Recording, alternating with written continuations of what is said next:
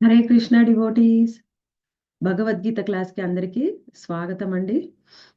మనము ఈరోజు 4th chapter 11th శ్లోక చర్చించుకోబోతున్నాము. ముందుగా మనం ప్రార్థనలు చేసుకుని క్లాస్ స్టార్ట్ చేద్దాం. ఓం అజ్ఞానతిమిరాంధస్య జ్ఞానాంజనాశలాకయా చక్షురున్మిలితం యేన తస్మై శ్రీ గురవే నమః. నమో ఓం విష్ణుపాదాయ కృష్ణప్రేష్టాయ భూతలే శ్రీమతే భక్తివేదాంత స్వామిన్ ఇతి నామినే. నమస్తే సారస్వతే దేవే గౌరవాణి ప్రచారిణే నిర్విశేష శూన్యవాది పాశ్చాత్య దేశతారిణే. జయ శ్రీ కృష్ణ చైతన్య ప్రభు నిత్యానంద శ్రీ అద్వైత గదాధర శ్రీవాసాది గౌర భక్త వృంద. హరే కృష్ణ కృష్ణ కృష్ణ హరే హరే, హరే రామ రామ రామ హరే హరే.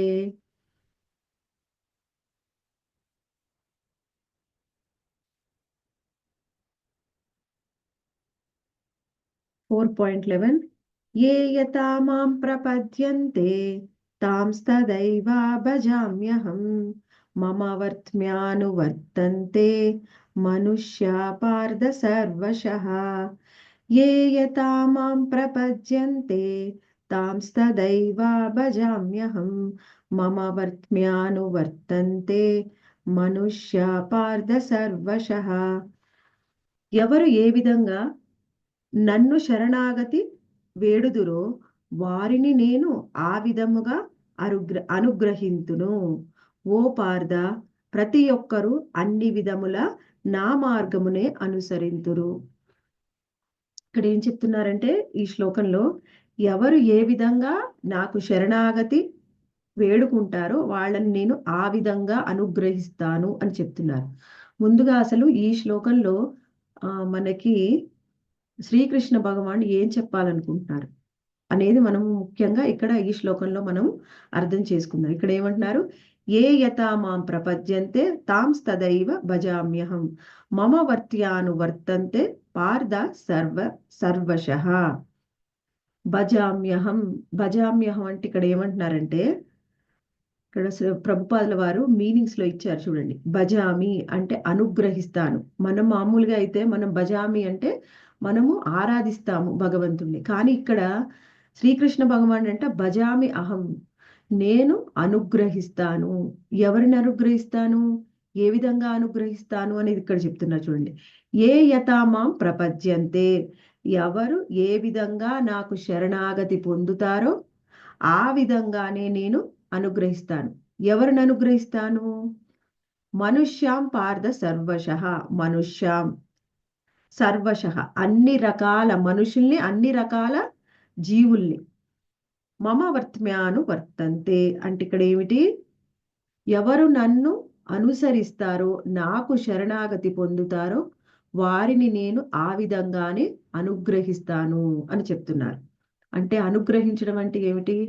శ్రీకృష్ణ భగవానుడు మన మీద చూపించే కరుణ అనేది అది ఎన్నో విధాలుగా ఉంటుంది. అది ఎన్ని విధాలుగా ఉంటుంది, అది ఏ విధంగా ఆయన మన మీద కరుణ చూపిస్తాడు అనేది మనం ఇలానే అని మనం అంటూ ఒక మైండ్లో మనం ఒకటి పెట్టుకొని అలానే మనకు ఆయన అనుగ్రహించాలి అని మనం ఎప్పుడు కూడా అనుకోకూడదు. ఎందుకంటే ఇక్కడ ముఖ్యమైన విషయం ఏమిటి అంటే, ఈ శ్లోకాన్ని మనం అసలు ఇక్కడ ఎందుకు చెప్తున్నారు అది అర్థం చేసుకోవాలి.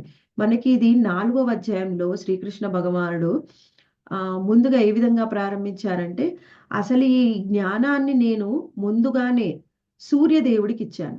ఆ సూర్యదేవుడు ఆయన యొక్క శిష్యుడైన మనువుకి, మనువు నుంచి ఇక్ష్వాకుకి వచ్చింది ఇటువంటి జ్ఞానం. కానీ ఇటువంటి జ్ఞానాన్ని మధ్యలో కాలక్రమేణా గోప్యత దృష్ట్యా గురు పరంపర అనేది విచ్ఛిన్నమైంది. కాబట్టి అదే జ్ఞానాన్ని ఇప్పుడు నీకు నేను ఇస్తున్నాను అని చెప్తున్నారు. ఎందుకు ఇస్తున్నానని చెప్తున్నారు? ఇప్పుడు ఈ జ్ఞానం అనేది మధ్యలో పరంపర విచ్ఛిన్నమైంది కాబట్టి ఈ జ్ఞానాన్ని మరలా నేను ఇస్తున్నాను. ఎందుకు విచ్ఛిన్నమైంది? గోప్యత కారణంగా. మరి నీకే ఎందుకు ఇస్తున్నాను అంటే, నువ్వు నా శిష్యుడివి, నాకు శరణాగతి పొందావు, నా భక్తుడివి కాబట్టి ఈ జ్ఞానాన్ని ఇప్పుడు నేను నీకు ఇస్తున్నాను అని అర్జునుడు చెప్పాడు శ్రీకృష్ణ భగవాన్. ఆ తరువాత ఈ జ్ఞానం అనేది మీకేమో గుర్తులేదు, నాకేమో గుర్తుంది. ఎందుకంటే శ్రీకృష్ణ భగవానుడితో పాటుగా ఆయన శుద్ధ భక్తులు కూడా ఎన్నో ఐశ్వర్యాలను కలిగి ఉంటారు, ఎన్నో శక్తి సామర్థ్యాలు కలిగి ఉంటారు. వాళ్ళకు కూడా ఎన్నో విషయాలు గుర్తుంటాయి. కృష్ణుడికి శ్రీకృష్ణ భగవానికి మధ్యలో జరిగిన విషయాలు అర్జునుడికి గుర్తుండవని కాదు.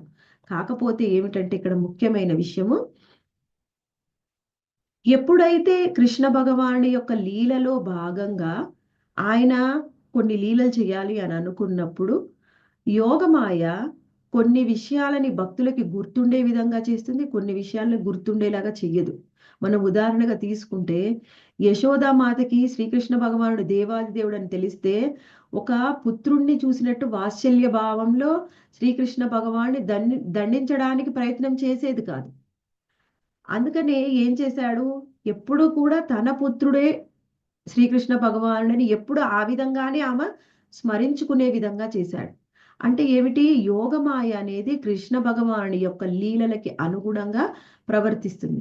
ఇక్కడ ఏమిటి, అర్జునుడికి ఏదీ గుర్తులేదు.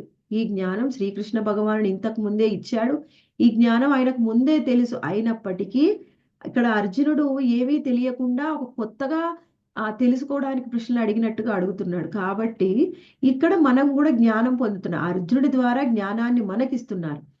ఈ విధంగా ఆయన తెలుసుకుంటున్నారు అర్జున. ఇప్పుడు ఇంకా తర్వాత ఏమన్నారు, ఈ జ్ఞానం నేను ఇంతకు ముందే ఇచ్చాను, ఎన్నోసార్లు నువ్వు నేను ఇద్దరం కూడా జన్మలు తీసుకున్నాం, అవన్నీ నువ్వు మర్చిపోయావు, నేను గుర్తుంచుకున్నాను. అసలు నేను ఎందుకు జన్మ తీసుకుంటాను, ఎటువంటి పరిస్థితుల్లో జన్మ తీసుకుంటానని చెప్పాడు. ఎందుకు జన్మ తీసుకుంటానని చెప్పాడు, యదా యదా హి ధర్మస్య, ఎప్పుడైతే ధర్మానికి హాని కలుగుతుందో, నా భక్తుల కోసం ధర్మానికి హాని జరిగినప్పుడు ముఖ్యంగా ఆ తర్వాత నా భక్తుల కోసం నేను ఇక్కడికి వస్తాను అని చెప్పారు. ఆ తర్వాత శ్రీకృష్ణ భగవానుడు తర్వాత వివరిస్తూ ఉన్నారు, ఎందుకు వస్తాను నేను ఇక్కడికి అనేది మనకి ముందు ముందు శ్లోకము 8వ శ్లోకంలో అనుకుంటా మనకి వివరిస్తున్నారు. జన్మ కర్మచ మే దివ్యం 9వ శ్లోకంలో వివరిస్తున్నారు. జన్మ కర్మచ మే దివ్యం ఏవం యో వేక్తి తత్వతః త్యక్త్వా దేహం పునర్జన్మ నైతి మామేతి సోవర్జున. నా శ్రీకృష్ణ భగవానుడు ముఖ్యంగా ఇక్కడ మనకి వివరిస్తున్నారు, ఎందుకు రావాలి నేను స్వయంగా ఇక్కడికి అంటే, జన్మ కర్మచ మే దివ్యం ఏవం యో వేత్తి తత్వతః, నా జన్మల్ని నా కర్మల్ని కూడా ఎవరైతే యథాతథంగా అర్థం చేసుకుంటారో, యథాతథంగా అర్థం చేసుకోవడం అంటే ఏమిటి, శ్రీకృష్ణ భగవానుడు ఆయన దేవాది దేవుడు, ఆయన సచ్చిదానంద విగ్రహుడు, ఆయన శాశ్వతుడు, ఆయన శాశ్వతంగా ఉంటాడు, ఆయన కర్మలైన ఆయన జన్మ అయిన దివ్యము అని ఎవరు తెలుసుకుంటారో వాళ్లకు మళ్ళీ జన్మించాల్సిన అవసరం లేదు అని చెప్తున్నారు. అందుకని శ్రీకృష్ణ భగవానుడు అవతరించారా అంటే అందుకోసమే అవతరించారు. ఎందుకంటే ఆయన భక్తులు ఎప్పుడు కూడా భక్తులు భగవంతుణ్ణి మిస్ అవుతారు. ఎందుకు మిస్ అవుతారండి, ఎవరైతే మనకు చాలా ప్రియమైన వాళ్ళో వాళ్ళని ఎక్కువగా మనము మిస్ అవుతూ ఉంటాం. అంటే వాళ్ళు లేకపోతే వాళ్ళని గుర్తు తెచ్చుకుంటూ ఉంటాం, వాళ్ళని వాళ్ళ వాళ్ళ యొక్క ప్రెజెన్స్ కావాలి అని కోరుకుంటాం. ఎవరైతే మనం ఎక్కువగా ప్రేమిస్తామో ఆ విధంగా మనము వాళ్ళని గురించి పదే పదే తలుచుకుంటాం. ఇప్పుడు చూడండి, చాలా చిన్న పిల్లలు అనుకోండి, తల్లి ఎక్కువగా గుర్తు తెచ్చుకుంటుంది, అప్పుడే స్కూల్కి వెళ్ళిన చిన్న పిల్లవాడిని ఎక్కువగా గుర్తు తెచ్చుకుంటుంది. కానీ 10th క్లాస్ వచ్చిన తర్వాత పిల్లవాడు స్కూల్కి వెళ్తే గుర్తు తెచ్చుకుంటుందా?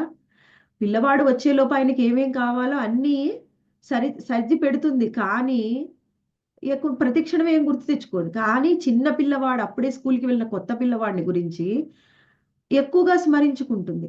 అంటే మనము ఎందుకంటే ఆ సమయంలో ఎక్కువగా స్మరిస్తాము, ఎంతో బంధాన్ని ప్రేమని కలిగి ఉంటాం చిన్న పిల్లలతోని. ఎందుకంటే 100% వాళ్ళు మన మీదనే ఆధారపడి ఉంటారు. 10th క్లాస్ పిల్లవాడు అనుకోండి, తల్లి ఎప్పుడైనా పని ఉండి బయటికి వెళ్తే నేను కీస్ అక్కడ పెట్టాను, లేకపోతే నేను కీస్ పక్కింటి వాళ్ళకి ఇచ్చాను, నువ్వు తీసుకొని వెళ్ళు, నేను అన్ని రెడీగా పెట్టాను, నీకు అన్నం కూరలు అన్ని వండి టేబుల్ మీద పెట్టాను, నువ్వు తిను, నేను ఎమ్మటే వచ్చేస్తాను. అదే చిన్న పిల్లవాడైతే ఏం చేస్తుంది?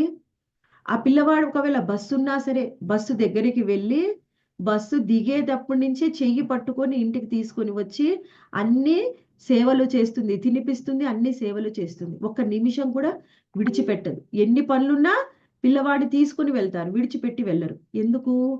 చిన్న పిల్లవాడు 100% తల్లి మీదనే ఆధారపడి ఉన్నాడు.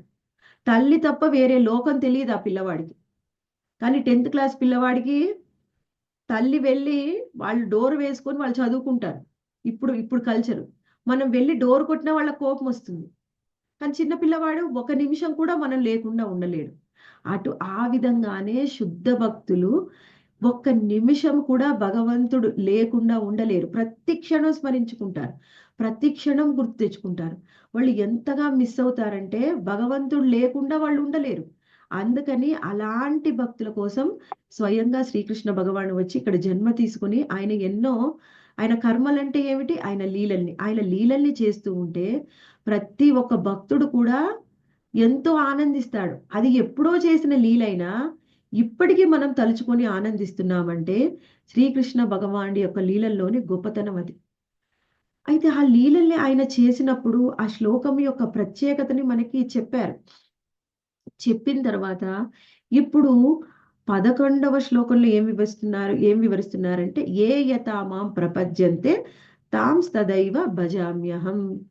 నువ్వు ఏ విధంగా నన్ను కోరుకుంటావో, నాకు శరణాగతి పొందుతావో నేను అదే విధంగా అనుగ్రహిస్తాను అని చెప్తున్నారు.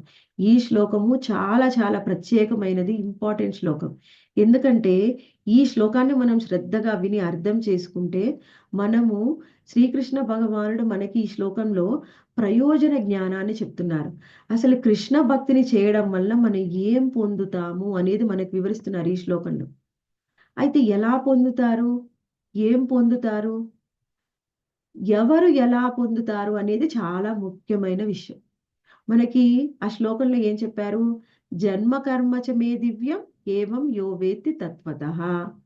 అంటే నా జన్మల్ని కర్మల్ని వాటి యొక్క ఆ శాశ్వతత్వాన్ని దివ్యత్వాన్ని నువ్వు తెలుసుకుంటే అప్పుడు నువ్వు నన్నే పొందుతావు. ఇందులో నీకు ఏం సందేహం లేదు అని అర్జున అని చెప్తున్నారు. మరి అందరూ అదే విధంగా శ్రీకృష్ణ భగవానుడి పట్ల 100% శరణాగతి భావాన్ని కలిగి ఉన్నారా అంటే అందరూ కూడా శ్రీకృష్ణ భగవానుడి పట్ల అటువంటి శరణాగతి భావాన్ని కలిగి లేరు. ఒకవేళ సరే మేము భక్తులమండి, మాకు శరణాగతి భావం ఉంది అని మనం అంటే ఎలా ఉంది? భక్తుల్లో కూడా ఎన్నో రకాల వాళ్ళు ఉంటారు. కనిష్ట భక్తులు, మధ్యమ భక్తులు, ఉన్నత భక్తులు. మధ్యమ భక్తుల్లో ఎన్నో రకాల కేటగిరీలు ఉంటాయి. ఉత్తమ భక్తుల్లో కూడా ఎన్నో రకాలు ఉంటారు. మరి శ్రీకృష్ణ భగవాన్ చెప్తున్నా ఆయన జన్మల్ని కర్మల్ని గురించి తెలుసుకుంటే ఆయన భగవద్ధామానికి తీసుకుని వెళ్తారంటున్నారు. మరి ఇందులోనేమో భక్తులోనే ఎన్నో రకాలు ఉన్నారంటున్నారు. మరి వాళ్ళు ఒక్కొక్కళ్ళు వాళ్ళ యొక్క భావాన్ని బట్టి శ్రీకృష్ణ భగవాన్ని పొందుతారు. ఇది చాలా ముఖ్యమైనది. ప్రతి ఒక్కళ్ళు మీ కృష్ణ చైతన్యంలోకి వచ్చిన వాళ్ళందరూ కూడా భక్తులే. అందరూ శ్రీకృష్ణ భగవాన్ని నమ్ముతున్నారు. శ్రీకృష్ణ భగవాన్ పట్ల భక్తి భావం ఉంది. అందరికీ కూడా శ్రీకృష్ణ భగవాన్ జన్మ కర్మ పట్ల నమ్మకం ఉంది. మరి ఎవరు ఎటువంటి స్థానాన్ని పొందుతారు అంటే మన భావాన్ని అనుసరించి మన స్థానము. భావాన్ని అనుసరించి స్థానం అంటే ఏమిటి మనం చూడవచ్చు. మనకి ఎన్ని రకాల ఆ భక్తుల గురించి చెప్తారు. భక్తుల్లో కూడా మనము ముఖ్యంగా చెప్పుకుంటూ ఉంటాం. మన భావాన్ని బట్టి మనము ఇన్ని రకాల భక్తులు ఉన్నారని మన భావాన్ని బట్టి మనం కృష్ణుని పొందుతాం. మనం ఎక్కువగా ఏమిటి శాంత భావంలో, దాస్య భావంలో, సాఖ్య భావంలో, వాత్సల్య భావంలో, మాధుర్య భావంలో మనము శ్రీకృష్ణ భగవానుని ఆరాధించవచ్చు. ఇప్పుడు ఈ భావాల్ని చూసుకుంటే ఇప్పుడు మనం ఫర్ ఎగ్జాంపుల్ వ్రజధామంలో తీసుకున్నాం అనుకోండి. వ్రజధామంలో ఈ అన్ని రకాల భావాలతోని శ్రీకృష్ణ భగవానుని ఆరాధించే వాళ్ళు ఉన్నారు. శాంత భావంలో అక్కడ ఉన్నటువంటి చెట్లు చేమలు అన్నీ కూడా శాంత భావంలో శ్రీకృష్ణ భగవాన్ని సేవిస్తూ ఉన్నాయి. ఎన్నో రకాల పక్షులు ఉన్నాయి, ఎన్నో రకాల జంతువులు ఉన్నాయి. ప్రతి ఒక్క జంతువు కూడా, పక్షి కూడా, ఎన్నో రకాల వృక్షాలు కూడా వాళ్ళ యొక్క భావాల్ని అనుసరించి శ్రీకృష్ణ భగవానుని పొందుతున్నారు. ఆ తర్వాత మనకి వివరించారు ఏమిటి దాస్య భావం. దాస్య భావంలో శ్రీకృష్ణ భగవానికి సేవ చేసేవారు కూడా ఉన్నారు. మనం ఉదాహరణకి చూసుకుంటే శ్రీకృష్ణ భగవానికి దాస్య భావన అంటే ఉదాహరణ మనం హనుమంతుడిని చూసుకోవచ్చు. ఆంజనేయ స్వామి. ఆంజనేయ స్వామి మనము దాస్య భావానికి ప్రతీకగా చెప్పుకుంటూ ఉంటాం. అలా మనకి ఈ ఈ విధంగా మనకి వ్రజధామంలో దాస్య భావంలో ఉన్న వాళ్ళు ఉండకపోవచ్చు, కానీ ద్వారక మధుర వెళ్ళినప్పుడు ఆ భావంలో కూడా ఆయనకి సేవ చేసే వాళ్ళు ఉన్నారు. ఆ తర్వాత సాఖ్యభావం, కృష్ణ భగవానుడు బా ఆ, పౌగండ లీల చేశారు. పౌగండ లీల అంటే ఆయన గోవుల్ని తీసుకొని మేతకు మేపడానికి ఆయన అడవికి తీసుకొని వెళ్ళారు. వనానికి తీసుకొని వెళ్ళినప్పుడు ఆయనతో పాటు ఎంతో మంది గోపబాలురు ఆయనతో పాటు వెళ్ళేవారు. వాళ్ళు సాఖ్యభావంలో శ్రీకృష్ణ భగవానుడికి సేవ చేస్తూ ఉన్నారు. ఎంతగా ప్రేమించే వాళ్ళంటే వాళ్ళు అసలు రాత్రిపూట ఎప్పుడైతే వాళ్ళు ఆవుల్ని మేతకు మేపి ఇంటికి తీసుకొని వచ్చినప్పుడు చీకటి పడేది. చీకటి పడినప్పుడు మళ్ళీ ఉదయం మళ్ళీ సూర్యోదయం అయ్యే వరకు కృష్ణ దర్శనం ఉండేది కాదు. అయితే ఆ సమయంలో కూడా వాళ్ళు ఎంతోగానో శ్రీకృష్ణ భగవాన్ని మిస్ అయ్యేవారు. ఆయన ఎవరు, శ్రీదామ, ఆ సుబల సఖ ఎప్పుడు కూడా కృష్ణున్నే స్మరించుకునేవాడు. ఉదయం వరకు నేను ఎదురు చూడలేనని వెళ్ళి వాళ్ళందరూ నిద్రపోతూ ఉంటే శ్రీకృష్ణ భగవాని యొక్క ఇల్లుని తలుపు తడితే యశోదామాత వచ్చి తలుపు తీసింది. తలుపు తీసి, ఏంటి సుబల ఈ సమయంలో వచ్చావంటే, లేదమ్మా నేను కృష్ణుని చూడకుండా ఉండలేను, నేను ఇక్కడే ఉండిపోతాను. అప్పుడు ఆమె మందలించి మళ్ళీ ఇంటికి పంపిస్తుంది అనమాట. ఉదయం వరకు నువ్వు ఎదురు చూడాల్సిందే, మీ అమ్మ వాళ్ళు మీ ఇంట్లో కుటుంబ సభ్యులు కంగారు పడతారని పంపించేది. ఆ సుబల సఖ కోసమే ఆ యశోదమాత శ్రీకృష్ణ భగవాన్ యొక్క పెయింటింగ్ గీయిస్తుంది అనమాట, చిత్రసఖి గీస్తుంది. అది ఎందుకు అంటే ఆ కాసేపు కూడా వాళ్ళు ఉండలేకపోతున్నారు కృష్ణ భగవాన్ని వదిలిపెట్టి. అలా వాత్సల్య భావంలో ఉన్నటువంటి గోపికలు, యశోదమాత అయితే పొద్దున్నే కృష్ణ భగవాన్ వెళ్తే చివరికి సాయంత్రం వచ్చే వరకు కూడా ఎలా ఉండేదంటే వాళ్ళ ఇల్లు పైకప్పుకు వెళ్తే ఎక్కడ ఉన్నారు వీళ్ళందరూ, మేతకు మేపడానికి పశువుల్ని తీసుకొని ఎక్కడికి వెళ్ళారు, గోవుల్ని తీసుకొని అని పైకి వెళ్ళి చూస్తూ ఉండేదంట. ఏదన్నా ఒక పని చేయడము, పైకి వెళ్ళి మళ్ళీ చూడడము. ఆమెకి ఎంతో మంది సేవకులు ఉన్నారు, దాసీలు ఉన్నారు, వాళ్ళందరినీ పంపించేది. కృష్ణుడు ఎక్కడ ఉన్నారో చూడు, ఎక్కడి వరకు ఎక్కడి నుంచి వచ్చారు, సగం దూరం వచ్చారా, మళ్ళీ మనం కృష్ణుని ఎప్పుడు చూడవచ్చు. అదొకటే కాకుండా ఎప్పుడు ఆయన గురించే స్మరిస్తూ పొద్దునే ఉదయమే లంచ్ బాక్స్ రెడీ చేసి ఇచ్చేది. కానీ మళ్ళీ కూడా ఇంకా ఏదైనా స్వీట్స్ హాట్ అన్ని తయారు చేసి మళ్ళీ అక్కడ గోపబాలులతోని సేవకులతోని మళ్ళీ పంపించేది కృష్ణ భగవానుడికి. అంటే ఏమిటి, వాత్సల్య భావంలో ఆమె ఒక్క నిమిషం కూడా కృష్ణుణ్ణి మర్చిపోయేది కాదు. ఎవరైతే కృష్ణ భగవానుడి పక్కన ఉన్నారో వాళ్ళు సంతోషంగా ఉంటారు. కానీ ఈ పూర్తిగా ఈ పగలు సమయం మొత్తం కూడా వాత్సల్య భావంలో మరియు మాధుర్య భావంలో ఉన్న గోపికలందరూ కూడా కృష్ణ భగవాన్ని మిస్ అయ్యేవారు. కృష్ణ భగవానుడు కైశోర లీలలు చేసినప్పుడు ఈ మాధుర్య భావంలో ఉన్న సఖీలందరూ కూడా వాళ్ళతోని ఎన్నో లీలలు చేసేవాడు. వాళ్ళు పూర్తిగా పగలు సమయం అంతా కృష్ణుణ్ణి మిస్ అయ్యేవారు. అంటే వాళ్ళ యొక్క భావాన్ని అనుసరించి ఈ వ్రజధామంలో ఉన్న వాళ్ళందరూ కూడా కృష్ణ భగవాన్ని ఎంతో ప్రేమిస్తున్నారు. అందుకని వాళ్ళకి ఏమి ఇవ్వాలి, వాళ్ళకి ఏ విధంగా స్పందించాలి కృష్ణుడికి తెలుసు. అందుకని వాళ్ళు ఎంతగా ప్రేమిస్తున్నారో అంతగా వాళ్ళకి ప్రతిస్పందించేవాడు. అందుకనే చూడండి, ఈ సాఖ్యభావంలో వాళ్ళు ఎంతో మిస్ అవుతూ ఉంటే కృష్ణుణ్ణి వాళ్ళ పక్కనే ఉండేవాళ్ళు, వాళ్ళతో పాటే కలిసి మధ్యాహ్నం పూట ప్రసాదం తీసుకునేవాడు. వాళ్ళ లంచ్ బాక్స్ లోంచి వాళ్ళ ఎంగిల్ని కూడా తీసుకోవడానికి సిద్ధంగా ఉన్నాడు కృష్ణుడు. ఎందుకు, వాళ్ళు అంతగా కోరుకుంటున్నారు. ప్రతిరోజు కృష్ణుడి కోసమే వాళ్ళు ప్రసాదం తెచ్చేవారు అనమాట. వాళ్ళ లంచ్ బాక్స్ లో అన్ని కూడా వాళ్ళ అమ్మ ఏం పెట్టినా కృష్ణుడి కోసమే తెచ్చేవారు. కృష్ణుడు పక్కనే కూర్చోవాలని, కృష్ణుడి వాళ్ళు తినిపించాలని, కృష్ణుడి బాక్స్ లోంచి వాళ్ళు తీసుకొని తినాలని, కృష్ణుడు వాళ్లకు తినిపించాలి అని కూడా కోరుకునేవాడు. వాళ్ళు ఏ విధంగా కోరుకున్నాడు, కృష్ణ భగవాన్ ఏం చేశాడు, ఎంతమంది వేల మంది గోపబాలు ఉన్నా కానీ ప్రతి ఒక్కళ్ళ పక్కనే కృష్ణుడు కూర్చునేవాడు. అంటే వాళ్ళకి ఆ విధమైన భావనే ఉండేది. అయ్యో కృష్ణుడు ఎక్కడో ఉన్నాడు మధ్యలో, నేను ఎక్కడో ఉన్నాను అని మిస్ అయిపోయాను అనే భావమే లేదు వాళ్ళకి. ఎందుకు? వాళ్ళు ఏం కోరుకుంటున్నారంటే కృష్ణుడు మా పక్కనే ఉండి ప్రసాదాన్ని తీసుకోవాలి. అందుకని వాళ్ళ పక్కనే కూర్చునేవాడు. మధుమంగళ్ మనం ఎప్పుడు కూడా చెప్పుకుంటాం బ్రహ్మ విమోహన్ లీలలో. మధుమంగళ్ ఏం చేస్తాడు? కృష్ణుడి కోసము మజ్జిగ తీసుకొస్తాడు, కృష్ణుడు అడిగాడని. కానీ తర్వాత ఏమనుకుంటాడు? ఇంత పుల్లటి మజ్జిగ, ఇది అస్సలు బాలేదు, కృష్ణుడికి ఇస్తే ఇది ఏమన్నా బాగుంటుందా? ఇది బాగుంది, పుల్లగా ఉంది, ఇది బాలేదు కాబట్టి నేను కృష్ణుడికి ఇవ్వను అని చెట్టు చాటుకి వెళ్ళి మధుమంగళ్ తాగుతూ ఉంటే కృష్ణుడు ఏం చేశాడు? మొత్తం కృష్ణుడు పిలుస్తున్నాడు, మధుమంగళ్ నువ్వు ఎక్కడికి వెళ్ళావు, ఎక్కడికి వెళ్ళి నా కోసం తెచ్చిన మజ్జిగ ఏం చేశావు? వస్తుంటే కృష్ణుడు వచ్చి ఎక్కడ తీసేసుకొని బలవంతంగా తాగేస్తాడు అని మొత్తం నోట్లో పోసేసుకుంటాడు. మింగడానికి కూడా సమయం లేదు. కానీ కృష్ణుడు వచ్చి మధుమంగళ బుగ్గల్ని ఇలా గట్టిగా కొడితే ఆ మజ్జిగ బయటికి పడితే ఆ మజ్జిగను తాగాడు. ఏం అవసరం అండి కృష్ణుడికి? యశోదామాత యశోదామాత ఏం చేస్తుంది? ఆ అదేంది, పుష్పగంధ పాలని, అవి తయారు చేసిన ఆ పాలని ప్రత్యేకంగా శ్రీకృష్ణ భగవాను కోసము ఆ పాలని, మజ్జిగని, పెరుగుని, వెన్నని తయారు చేస్తూ ఉంటే ఆ మధుమంగళ తెచ్చిన పుల్లటి మజ్జిగ ఆయనకి ఎందుకు? ఆయనకి ఇంట్లో లేదా? 9 లక్షల గోవులున్నాయి, కానీ ఎందుకు పుల్లటి మజ్జిగ తాగుతున్నాడు? అది ఎంగిలి మజ్జిగ, నోట్లో ఉన్న తీసుకొని ఎందుకు తాగుతున్నాడు? అది చూసి బ్రహ్మదేవుడికి మోహం కలిగింది. అసలు ఈయన దేవాది దేవుడేనా? ఇలా చేస్తారా ఎక్కడన్నా దేవాది దేవుడు అని బ్రహ్మదేవుడికే మోహం కలిగించాడు. కారణం ఏమిటి? నా భక్తుడు కోరుకుంటున్నాడు నాకేదైనా ఇవ్వాలి అని, కానీ మొహమాట పడుతున్నాడు కాబట్టి నేను తీసుకుంటాను. అంటే నువ్వు ఎంతగా నీ భావం ఉంటుంది అంతగా ఆయన ప్రతిస్పందిస్తాడు. ఎప్పుడు కూడా ఈ గోపబాలులతోనే లీలలు చేసేవాడు. వాళ్ళు కూడా ఆయన్ని ఒక్క నిమిషం వదిలిపెట్టేవాళ్ళు కాదు.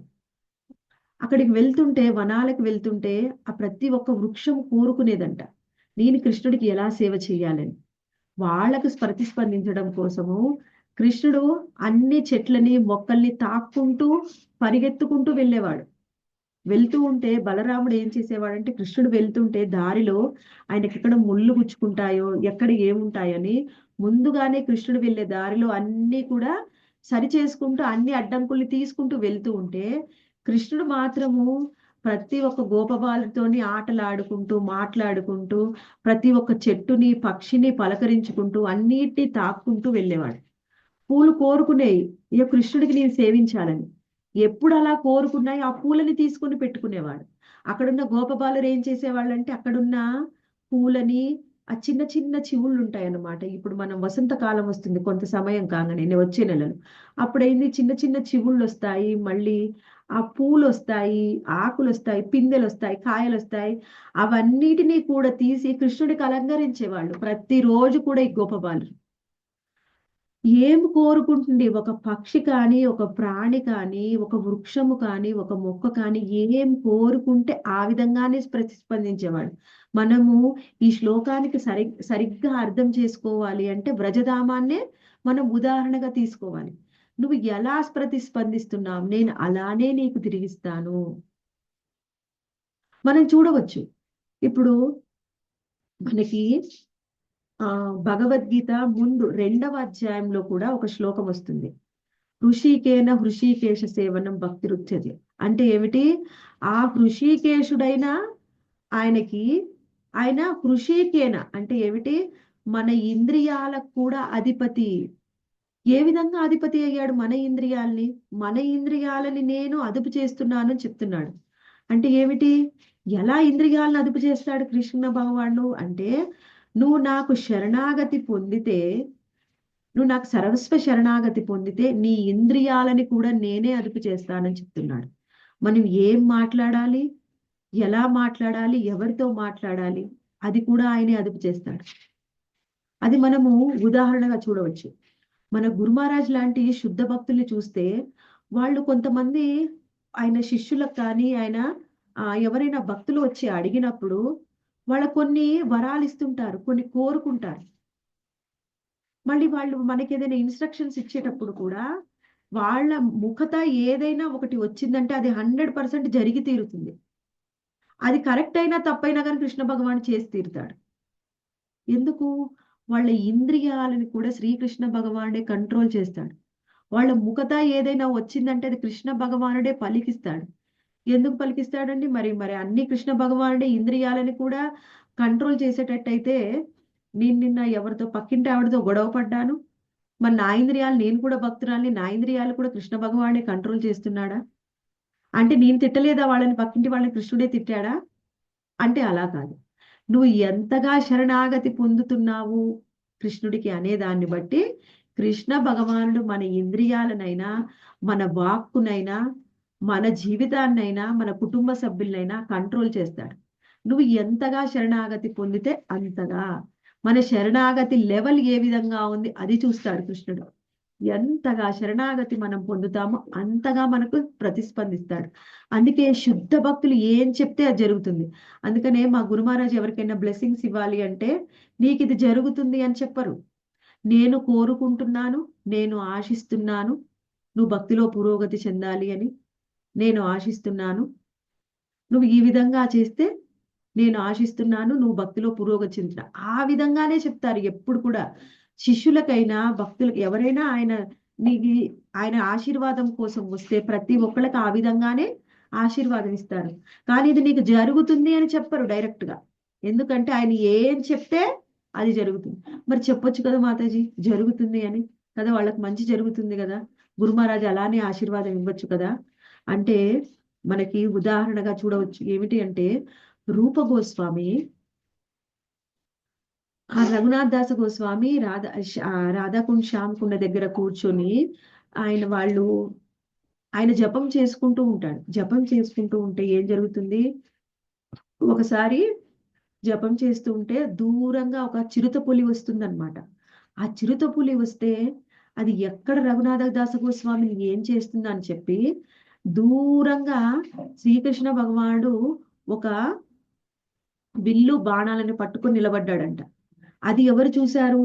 అక్కడికే వచ్చినటువంటి సనాతన గోస్వామి చూస్తాడు. చూసి తర్వాత రఘునాథ్ దాస గోస్వామిని మందలిస్తాడనమాట. నువ్వు ఈ విధంగా ఒక ఇల్లు లేకుండా, గుడిసె లేకుండా, ఇక్కడ ఎవరు లేరు, ఈ వనంలో కూర్చొని నువ్వు ఇలా జపం చేస్తూ ఉంటే ఒక చిరుత వస్తే నీకు సేవ చేయడం కోసం కృష్ణుడు స్వయంగా వచ్చి అక్కడ నిలబడ్డాడు. నువ్వు కృష్ణుడికి సేవలు చేస్తున్నావా, కృష్ణుడితోని సేవలు పొందుదాం అనుకుంటున్నావా? అయ్యే కృష్ణుడికి సేవ చేస్తానండి, సేవలు పొందను. మరి కృష్ణుడు వచ్చి అక్కడ నిలబడ్డాడు నీ సేవ చేయడం కోసం. అంటే ఏమిటి? మనం సరి అయిన జాగ్రత్త తీసుకునే మనం కృష్ణుడికి కూడా సేవ చేయాలి. కానీ గాల్లో దీపం పెట్టి సేవ చేస్తే ఏం జరుగుతుంది? కృష్ణుడి సేవ తీసుకోవడానికి మనం సిద్ధంగా ఉన్నాం, ఆయన మనకి సేవ చేయడానికి సిద్ధంగా ఉంటాడు.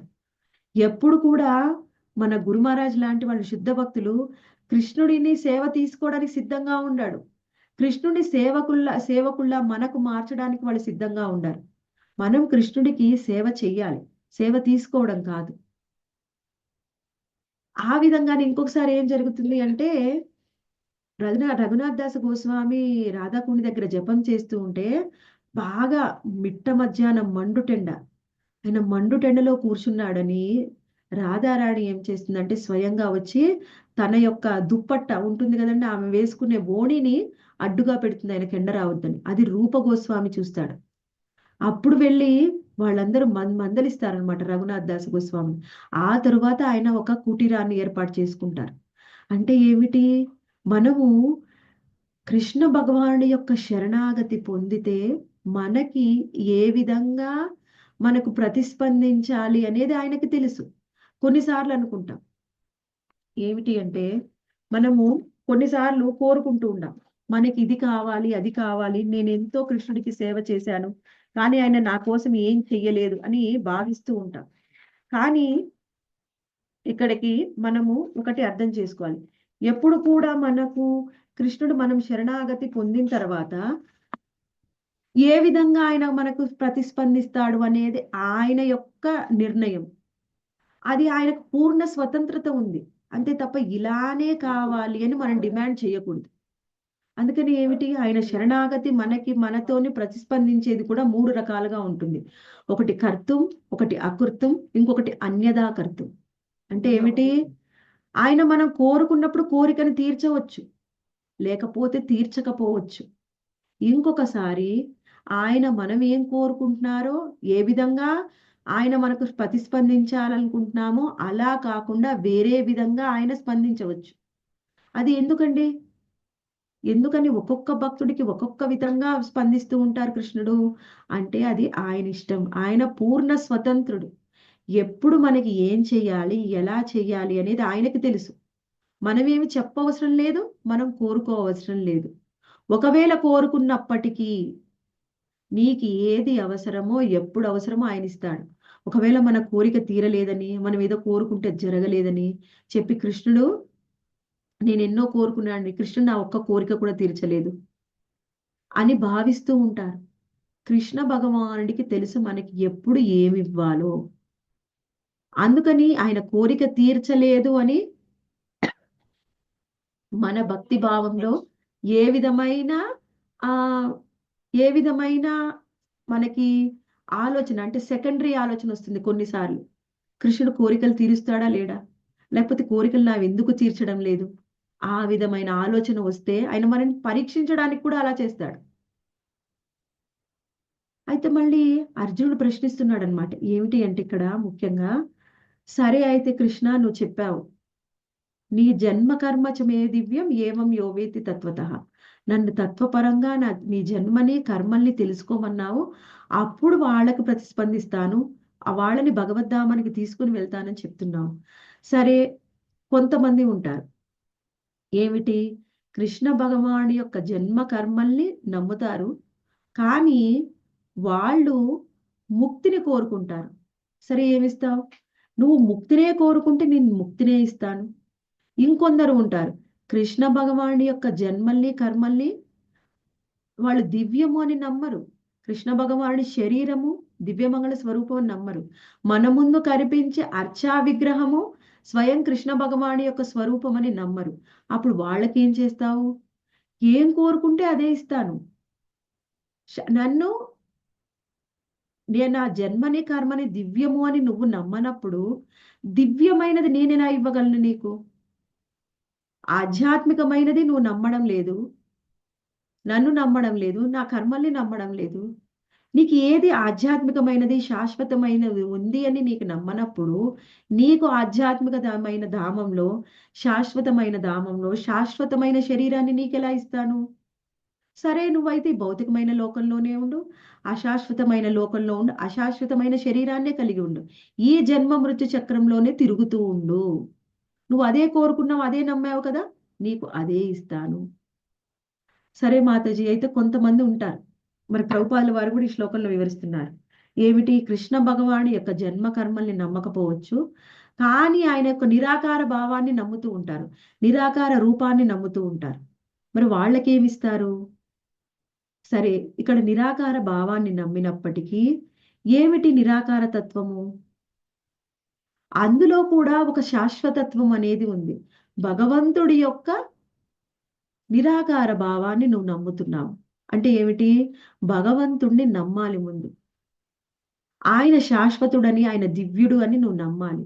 నమ్మితే అప్పుడు ఎవరైతే శ్రీకృష్ణ భగవానుడిని నమ్ముతారో, ఆయనకు శరణాగతి పొందుతారో, ఆయన అర్చా విగ్రహము శాశ్వతమని, దివ్యమని నమ్ముతారో, అప్పుడు నువ్వు నిరాకార భావంలో నువ్వు బ్రహ్మజ్యోతిలో లీనమవ్వాలి అనుకుంటే ఆయనకు బ్రహ్మజ్యోతినే ఇస్తాడు.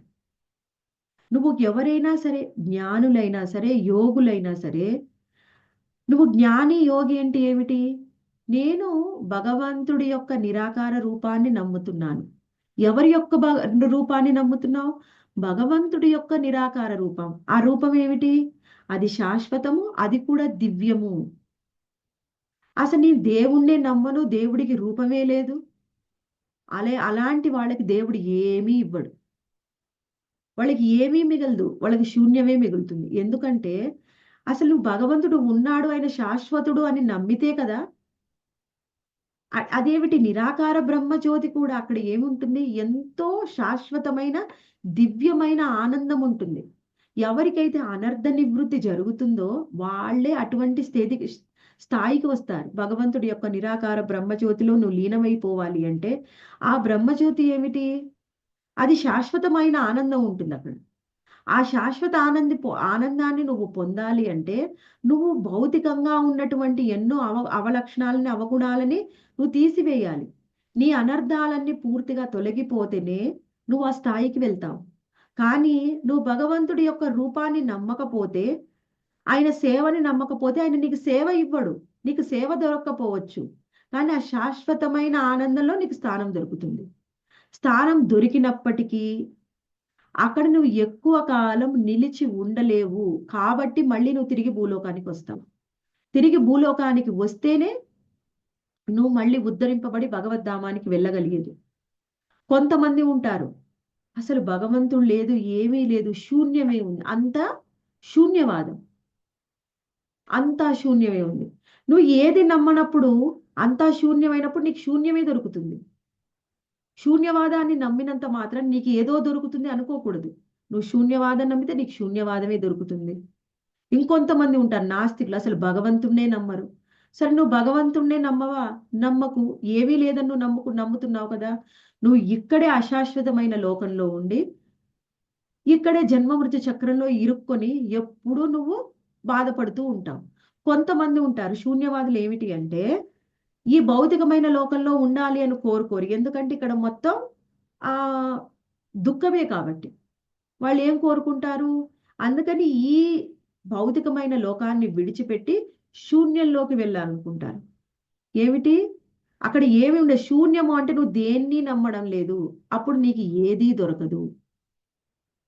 సరే, ఇంకొందరు ఉంటారు, ఏమిటి అసలు నేను కృష్ణుణ్ణే ఎందుకు నమ్మాలండి, ఎంతో మంది దేవీ దేవతలు ఉన్నారు కదా, వాళ్ళని ఎందుకు నమ్మకూడదు, వాళ్ళని ఎందుకు ఆరాధించకూడదు? అలా కూడా కావాలి అంటే చెయ్యవచ్చు. చేస్తే ఏం జరుగుతుంది? అదేమిటి? కృష్ణ భగవానుడి యొక్క అది విధిపూర్వకమైన విధానం కాదు. భగవద్గీతలో చెప్పిన విధిపూర్వకమైన ఆరాధన కాదు, అది అవిధిపూర్వకమైన ఆరాధన. అంటే కృష్ణుణ్ణి డైరెక్ట్ గా కాకుండా ఆయన యొక్క దేవీ దేవతల్ని నువ్వు ఆరాధిస్తున్నావు, ఆయన యొక్క శక్తుల్ని ఆరాధిస్తున్నావు, ఆయన యొక్క విస్తారాలను నువ్వు ఆరాధిస్తున్నావు. అంటే ఏమిటి? నువ్వు ఈ దేవీ దేవతల స్థానాలు ఏమిటి మనం చూసుకుంటే, బ్రహ్మదేవుడితో సహా అందరూ కూడా భౌతికమైన లోకంలోనే ఉంటారు. బ్రహ్మదేవుడు ఎక్కడుంటాడు? సత్యలోకంలో ఉంటాడు. ఆ సత్యలోకం ఎక్కడ ఉంది? భౌతికమైన లోకంలో భాగంగా ఉంది. నువ్వు బ్రహ్మదేవుడిని ఆరాధిస్తే ఆయన భౌతికమైన లోకంలో ఉన్నాడు, నువ్వు కూడా అదే పొందుతావు. భౌతికమైన లోకంలోనే, అశాశ్వతమైన లోకంలోనే ఉంటావు. ఎప్పటికీ కూడా ఆధ్యాత్మిక లోకానికి చేరవు. నువ్వు అదే కోరుకుంటున్నావు కాబట్టి. అసలు భగవద్గీత అనేది దేవీ దేవతల ఆరాధనని పూర్తిగా నిరసించింది. దేవీ దేవతల ఆరాధనని భగవద్గీత రికమెండ్ చెయ్యదు. ఒకవేళ ఎవరైనా చేస్తే అది అవిధి పూర్వకమైన భక్తి. వాళ్ళు ఏం కోరుకుంటారో అదే పొందుతారు. ఒకవేళ నువ్వు ఏ దేవి దేవత దగ్గరికి వెళ్ళినా అక్కడికి వెళ్ళి ఏం కోరుకోవాలి? కృష్ణ భక్తిని కోరుకోవాలి. ఒకవేళ కొన్ని పరిస్థితుల్లో వెళ్ళాల్సి వస్తే వాళ్ళందరూ కూడా కృష్ణ భక్తులు, కృష్ణ సేవకులు కాబట్టి కృష్ణ భక్తిలో పురోగతిని కోరుకోవాలి. అది విధిపూర్వకమైన ఆరాధన. వెళ్ళినావు కానీ వాళ్ళందరూ కూడా శుద్ధ భక్తులు కాబట్టి ఒక శుద్ధ భక్తుడిని శుద్ధ భక్తిని ఇవ్వమని అడగడంలో తప్పు లేదు. ఇప్పుడు మనం గురు మహారాజుని ఆరాధిస్తున్నాం అనుకోండి, మన గురువుని మనమే ఆరాధిస్తున్నాం అనుకోండి, గురువు ఏం చేస్తాడు? ఎప్పుడు కూడా కృష్ణుడి దగ్గరికి వెళ్ళడానికి మార్గం చూపిస్తాడు కాబట్టి మనకి కృష్ణ మార్గం అనేది దక్కుతుంది. కృష్ణుడు ఎవరు? గురువు ఎవరు? భగవంతుడి యొక్క ప్రతినిధి కాబట్టి ఆ ప్రతినిధి ఎందుకు పంపించారు మన దగ్గరికి? ఆయన ధామానికి తీసుకుని వెళ్ళడానికి గురువుని పంపించారు. కాబట్టి ఒకవేళ నువ్వు శుద్ధ భక్తుడైన గురువుని ఆరాధించినప్పటికీ మనం ఏం కోరుకుంటున్నాము? కృష్ణ భక్తిని, కృష్ణుని చేరుకోవడం కోరుకుంటున్నాం. గురువు అదే కోరుకుంటున్నారు కాబట్టి మనము కృష్ణలోకానికి, కృష్ణధామానికి వెళ్తాం. అంతే తప్ప నేను ఏదైనా కోరుకుంటానండి, నాకు ఇష్టమైంది నేను చేస్తాను కానీ నేను గోలోకానికి వెళ్తాను, అది ఎప్పటికీ కుదరదు. అది అది అసలు అది సత్యము కాదనమాట. అది అసత్యము. దాన్ని మనం నమ్మకూడదు. ఇంకొకళ్ళు ఉంటారు, మనకి భగవద్గీతలో ఎన్ని రకాల యోగుల గురించి చెప్పారు? కర్మయోగము, జ్ఞానయోగము, అష్టాంగ యోగము, జ్ఞానయోగము, భక్తి యోగము. నువ్వు ఏ విధానంలో నన్ను ఆరాధిస్తే నేను నీకు అదే ఇస్తాను. కేవలం కర్మయోగం ద్వారా వస్తున్నావా, నిష్కామ కర్మ భక్తి యోగం ద్వారా వస్తే నేను నీకు అదే ఇస్తాను. లేదా నువ్వు కోరికల కోసం వస్తే నీ కోరికలే తీరుస్తాను. నాకు భక్తులు ఉంటారు కానీ శుద్ధ భక్తి ఉండదు. ఏమిటి? మిశ్రమ భక్తి ఉంటుంది. నీ భక్తికి నీకు ఎంత శక్తి సామర్థ్యంలో నువ్వు ఏం పొందుతావో నేను నీకు అదే ఇస్తాను. శుద్ధ భక్తులు ఉంటారు, వాళ్ళు ఏం కోరుకుంటారు, ఎప్పుడు భగవద్ధామంలో కృష్ణ సేవ చేయాలనుకుంటారు, వాళ్ళకి అదే ఇస్తారు. మన ఇక్కడ ఏమంటున్నారు, ఏ యథామాం ప్రపద్యంతే తాం తదైవ భజామ్యహం. నువ్వు నన్ను ఏ విధంగా కోరుకుంటావో, ఏ విధంగా శరణాగతి పొందుతావో, ఏ విధంగా ఆరాధిస్తావో వాళ్లకు నేను అదే అనుగ్రహిస్తాను ఓ పార్థ అని శ్రీకృష్ణ భగవాన్ ఈ శ్లోకంలో చెప్తున్నారు. మనం అనుకోవచ్చు అది ఎలా కోరుకుంటే అలానే జరుగుతుందని, ఎలా కోరుకుంటే అదే ఇస్తాడు కృష్ణుడు. అందుకనే మనకి శ్రీకృష్ణ భగవాన్ని మనకి ఏం చెప్పారు ఈ శ్లోకంలోని, మనకి శ్రీల ప్రభుపాదుల వారు ఎక్స్ప్లెయిన్ చేస్తూ భగవద్గీత శ్రీమద్ భాగవతం 2వ స్కందం 3వ అధ్యాయంలో 10వ శ్లోకంలో అకామ సర్వకామోమ మోక్ష కామ ఉదారది తీవ్రేణ భక్తి యోగేన యజేత పురుష పరం. అంటే నువ్వు కోరికలు కోరుకొని నా దగ్గరికి వస్తే నేను కోరికలే తీరుస్తాను. నువ్వు ముక్తి కోరుకొని నా దగ్గరికి వస్తే నేను ముక్తినే ఇస్తాను. లేదా నీకు ముక్తి వద్దు, కోరికలు వద్దు, తీవ్రేణ భక్తి యోగన ఓన్లీ శుద్ధమైన తీవ్రమైన భక్తి చేసి శుద్ధ భక్తి చేసి నా దగ్గరికి వస్తావా, ఓకే నేను అదే ఇస్తాను, నువ్వు ఏం కోరుకుంటే అదే ఇస్తానని చెప్తున్నారు శ్రీకృష్ణ భగవాన్. అందుకని మనము కోరికలు ఉన్నా కృష్ణుడి దగ్గరికే వెళ్ళాలి. ముక్తి కావాలనుకున్నా కృష్ణుడి దగ్గరికి వెళ్ళాలి. నాకు ముక్తి లేవు, కోరికలు లేవండి, నేను కృష్ణుడిని కేవలం సేవిస్తాను. నాకు ఎన్నో మంచి కోరికలు ఉన్నాయి, ఏమిటవి, నాకు కోరిక లేదు, భౌతికమైన కోరిక లేదు, ముక్తి కావాలి అనే లేదు, నాకేదో కోరిక ఉంది. ఏం కోరిక, నేను ఎంతో మంది భక్తుల్ని కృష్ణ భక్తుల్ని చెయ్యాలి, నాకు చేతనైనంతగా నేను కృష్ణ భక్తిని ప్రచారం చెయ్యాలి, నీ అదే కోరిక తీస్తాను. నాకెన్నో పుస్తకాలను వితరణ చెయ్యాలి, మా గురు మహారాజు కోరుకుంటున్నారు, లేదా మా శ్రీల ప్రభుపాల వారు కోరుకుంటున్నారు, నేను పుస్తక వితరణ చేయాలి, నువ్వు పుస్తక వితరణ చేయడానికి నీకు సహాయం చేస్తాడు. ఎంతో మంది భక్తులకు ప్రచారం చేయాలని, భక్తులకు ప్రచారం చేయడానికి సహాయం చేస్తాడు. నువ్వు ఏమి కోరుకుంటున్నావు అదే ఇస్తాడు. మనసు, నేను బయటికి మనం ఎన్నో చెప్పవచ్చు, కానీ మన మనసులో కోరికలు, మన అంతరంగంగా ఏముంది అది కృష్ణుడికి తెలుసు. ఈ అంతరంగంగా మనం కోరుకునే ఏ కోరికైనా కృష్ణ సేవైనా అంతరంగంగా మన పరిశుద్ధి జరుగుతుంటేనే అది సాధ్యమవుతుంది. మనం ఎన్నైనా వినొచ్చండి, అంతరంగ పరిశుద్ధి జరగకపోతే మన కోరిక కూడా సరియైన విధానంగా ఉండదు. ఎన్ని విన్నప్పటికీ మన బుద్ధి అనేది పక్కదారిలోనే పోతుంది. కరెక్ట్ గా మనము కృష్ణ సేవనే కోరుకోవాలి, ఎప్పుడు ఆయన్నే స్మరించాలి అంటే మన ఫస్ట్ హృదయ శుద్ధి జరగాలి.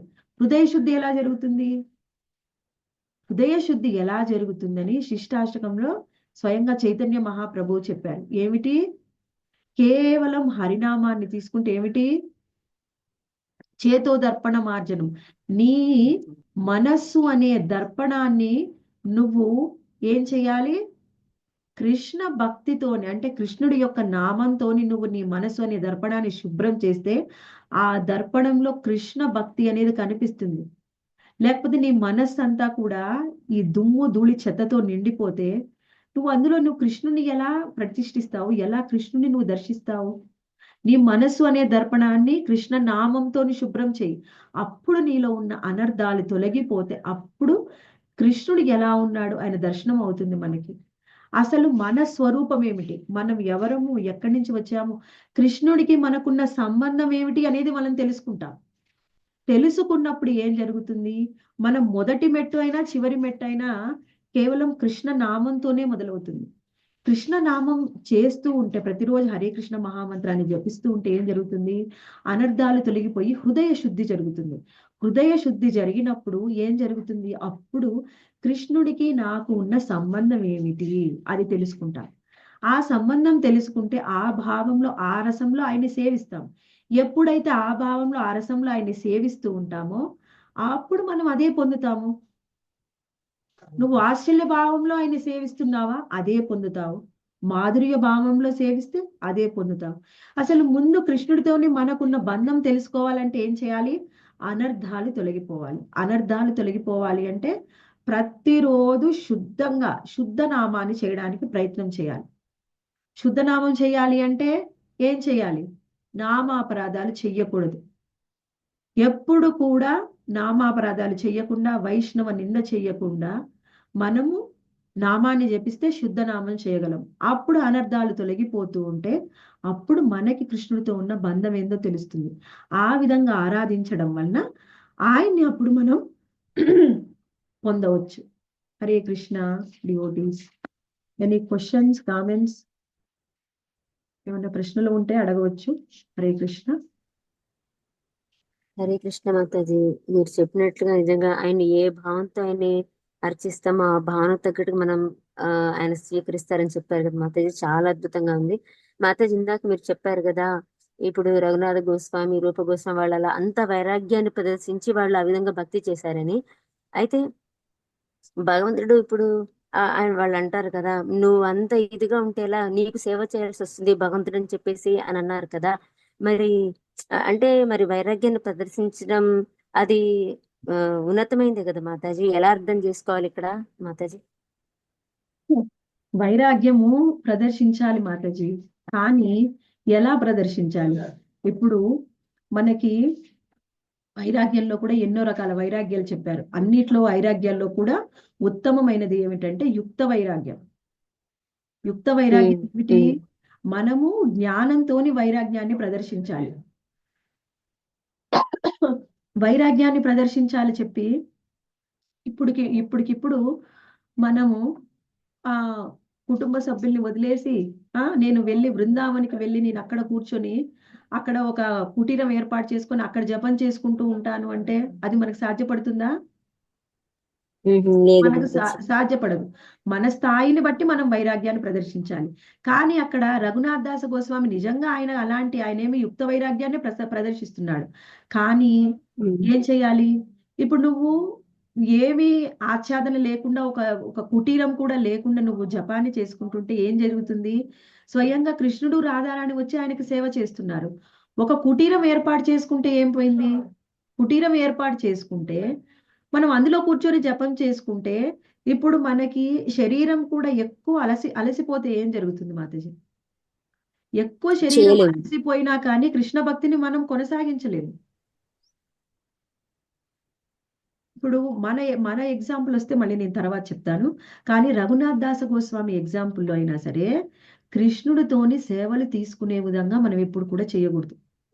ఇప్పుడు ఫర్ ఎగ్జాంపుల్ ఉమ్, ఆ నేను ఉన్నాను, రాత్రి పూట బయటికి వెళ్ళకూడదు మాతాజీలు అని చెప్తే ఏం చేశానంటే నాకు పనుందండి, నేను మందిరానికి వెళ్ళి 11ంటికి 12ంటికి తిరిగి వస్తాను, కృష్ణుడే చూసుకుంటాడు, అలా చేయొచ్చా మనం? మనం లేదు ఎంత మాతాజీ. వీలైతే అంత త్వరగా రావాలి. కృష్ణుడు చూసుకుంటాడు నిజమే, కృష్ణుడు చూసుకుంటాడు అని చెప్పి మనము కృష్ణుడికి సేవ ఇవ్వకూడదు ఎప్పుడు కూడా. ఇద్దరు భక్తులు ఉన్నారంట. ఒకసారి ఏం జరిగిందంటే ఒక చెప్తాను. ఇద్దరు భక్తులు ఉన్నారు. ఇద్దరు కూడా చెట్టెక్కారు. చెట్టెక్కినప్పుడు ఇద్దరు ఆ వనంలో ఉన్నారు. వనంలో ఉన్నప్పుడు అక్కడ క్రూర మృగాల యొక్క బెడద ఉంటుంది అని ఒక భక్తుడు ఏం చేశాడంటే చెట్టెక్కి కూర్చున్నాడు. ఇంకో భక్తుడు ఏం చేశాడు అంటే చెట్టు కిందే ఉన్నాడు. మళ్ళీ వాళ్ళిద్దరు అలానే ఉన్నారు. ఇద్దరికి ఏం జరగలేదు. పొద్దున్నే ఏం జరిగింది? తెల్లారింది. తెల్లారితే అప్పుడు వాళ్ళు చూశారనమాట. ఏం జరిగింది అంటే ఎవరైతే చెట్టు కింద ఉన్న భక్తుడిని రక్షించడం కోసం కృష్ణుడు వచ్చి అక్కడ కాపలాగా కూర్చున్నాడంట. ఒకవేళ చెట్టెక్కిన వ్యక్తి కోసం, చెట్టెక్కిన భక్తుడి కోసం కృష్ణుడు వచ్చి కాపలా కూర్చోవాల్సిన అవసరం లేదు. చెట్టు మీద ఉన్నప్పుడు మనకి క్రూర మృగాల బెడద అనేది తగ్గిపోతుంది. అప్పటికీ ఏవైనా ఉంటే ఆయన రక్షిస్తాడు.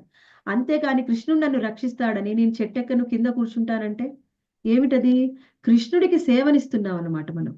కృష్ణుడికి సేవ చెయ్యాలి కానీ కృష్ణుడి నుంచి సేవ తీసుకోకూడదు. కొన్ని ప్రత్యేక సందర్భాలు ఉన్నాయి. మనం బయటికి వెళ్ళాము, మనకి ఏదో ఇబ్బంది కలిగింది, ఎవరో మనని వెంబడించారు, లేకపోతే ఎవరో మన దగ్గర ఏదైనా ఉన్న తీసుకుని దొంగతనం చేయాలనుకున్నారు. వీలైనప్పుడు అప్పుడు కృష్ణుడు మనకి సహాయం చేస్తాడు. కానీ కృష్ణుడు సహాయం చేస్తాడు కదా అని మనం ప్రొటెక్షన్ లేకుండా బయటికి వెళ్ళకూడదు. మనం జాగ్రత్త చూసుకొని బయటికి వెళ్ళాలి. Thank you Mataji. ఈ రోజు కొత్త కోణంలో ఆలోచించే అవకాశాన్ని ఇచ్చారు మాతాజీ. లేకపోతే అది వరకు అంటే యుక్త వైరాగ్యం ప్రదర్శించాలని అని తెలిసింది కానీ ఈ రకమైన వైరాగ్యాన్ని ప్రదర్శించడం కరెక్ట్ కాదనేది ఈ రోజు తెలుసుకున్నాం ప్రభుజీ మాతాజీ. ఈ రఘునాథ గోస్వామి గారి ద్వారా రూప గోస్వామి గారు ఇది వినలేదు మాతాజీ. ఇప్పుడు కూడా చాలా కొత్తగా అనిపించింది మాతాజీ. చాలా బాగుంది మాతాజీ. హరే కృష్ణ. చాలా బాగా చెప్పారు మాతాజీ, చాలా చక్కగా చెప్పారు. అంటే మన ప్రయత్నం మనం చేస్తూ భగవంతుని ప్రార్థించాలి అన్నది చక్కగా తెలిసింది మాతాజీ. అంతే కదా మాతాజీ? హరే అవును మాతాజీ. కృష్ణ. ఎప్పుడైనా మన ప్రయత్నం కూడా చెయ్యకుండా, ఇప్పుడు ఫర్ ఎగ్జాంపుల్ ఏకాదశి రోజు నేను పళ్ళు తీసుకుని ఏకాదశి చెయ్యగలను అనుకోండి. అయినా కానీ నేను నిర్జలు చేస్తాను, భగవంతుడు నాకు సహాయం చేయాలి అంటే అవసరమా? అవును సహాయం మాతాజీ. పొందాలా? లేదు మాతాజీ, ఆ మనకి ఫ్రూట్స్ ఎంతవరకు తీసుకుని ప్రయత్నం ఏకాదశి చేయగలుగుతాం చెయ్యి. అంతవరకు మన ప్రయత్నాన్ని మొదలు మనకి పెట్టాలి ఎంత మాతాజీ. ఉంటుందో మనం అంతే ప్రయత్నం చేయాలి. ఎస్ మాతాజీ. ధన్యవాదాలు అంటే మాతాజీ. హరే నిజంగా కృష్ణ. వైరాగ్యం ప్రదర్శించాలి అన్నారు కానీ అది కూడా ఎలా ప్రదర్శించాలో కూడా మనం ఒక కోణంలో ఆలోచించి చేయాలి అని అర్థమైంది మాతాజీ. హరే కృష్ణ. హరే కృష్ణ మాతాజీ. హరే కృష్ణ. మరి ఇప్పుడు హరే కృష్ణ శ్రీకృష్ణ మాతాజీ. భగవానుడితో బాగా మనం సేవ చెప్పారు. చేయించుకోకూడదు అంటే మన ప్రయత్నం ఏదైనా మనం కొన్ని కోరికలు కోరుకుంటాం కదా మాతాజీ. అంటే మనం వద్దు అనుకున్న భౌతికంగా కూడా కొన్ని కృష్ణ పరమాత్మని అడుగుతాం కదా. అడిగినప్పుడు అది కూడా మనం సేవకి ఎందుకు అనుకోవాలి కదా మాతాజీ. అంటే అలా కాదు కృష్ణుడు అలా కాదు. ఇప్పుడు మనం అందుకనే భాగవతంలో ఈ శ్లోక ఎందుకు ఎగ్జాంపుల్ ఇచ్చారు ప్రభుపాదుల వారి భాష్యంలో, అకామ సర్వకామోవ మోక్షకామ ఉదారది.